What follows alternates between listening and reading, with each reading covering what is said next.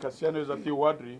Olwaleero omubaka wa municipali Arua Kasiyano Wadri lwalayiziddwa era nga kino kikoleddwa mu ofisi y'omumyuka wa sipiika ku b'entula za paalamenti zaayongezeddwayo okutuuka wiiki ejja. Wabula obuwanguzi oyinza okugamba nti yabujja mu mannyo ga mpisi nga n'okulonda we kwabeererawo yali atemeza amabega wa mitayimbwa. Kasiyano atubulidde ku kavuyo akaali mu Arua ng'ennaku z'omwezi 13 omwezi guno era ng'agamba nti okukwatibwa poliisi yamukukunula mu kinaabiro gye yali yeekukumya oluvannyuma lwa poliisi n'amagye agakuuma omukulembeze w'eggwanga okulumba woteeri ya Royal.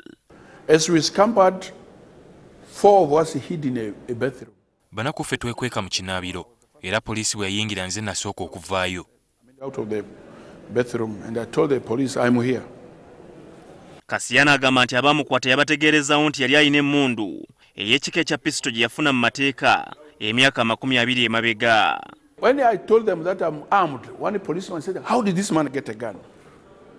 I told them, bwe nabagamba nti nina emmundu, omu ku wa poliisi n'abuuza engeri gye nagifunamu ne mbagamba nti emmundu ekika kya pisto maze nayo emyaka 20. I license my gun every January here in Arua police station where I'm directed to license it, and the RPC here and the DPC know about it. Ono n'ababaka abalala omuli Gerard Karuhanga, Paul Omwiru ne yali omubaka wa Makindye East Mike Mabikke batwalibwa butereevu ku poliisi ya Arua oluvannyuma gye baggyibwa mu kiro ne batwalibwa eggulu. We're crowded in a very filthy, dirty cell. Twenyiga mu kkomera ettono ddala ate nga lijjudde ensiri olwo ne zikyekola. And mosquitoes were just buzzing and feasting on us like you have never seen. No, God forbid.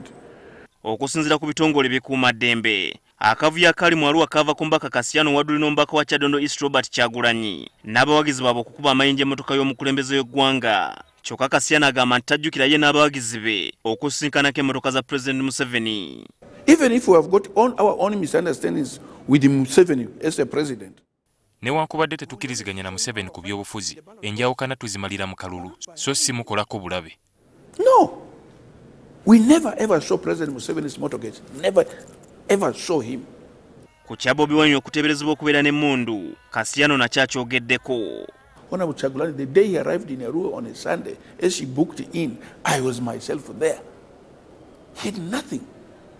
Ku lunaku lwa bbalaza Kasiyano ne banne bakkiriziddwa okweyimirira kyokka nga ye yateereddwako obukwakkulizo obukakali omuli n'okugaanibwa okugenda Arua okumala emyezi 3.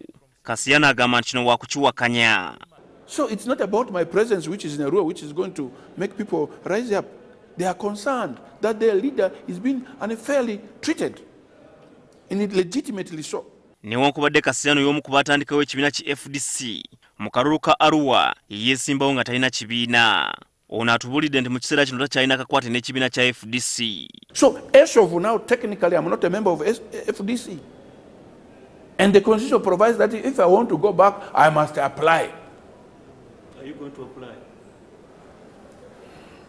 Please, I will cross the bridge when I approach it.